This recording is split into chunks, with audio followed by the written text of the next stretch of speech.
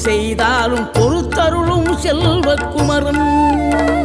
பொய்யான மயிலேறவும் காட்சி எழியாவும் ஒளி வீசும் தெய்வாம்சமே பொய்யான என் வாழ்க்கை புவி மீது நிலையாக அருள் செய்ய வர வேணுமே நீ அருள் செய்ய வர வேணுமே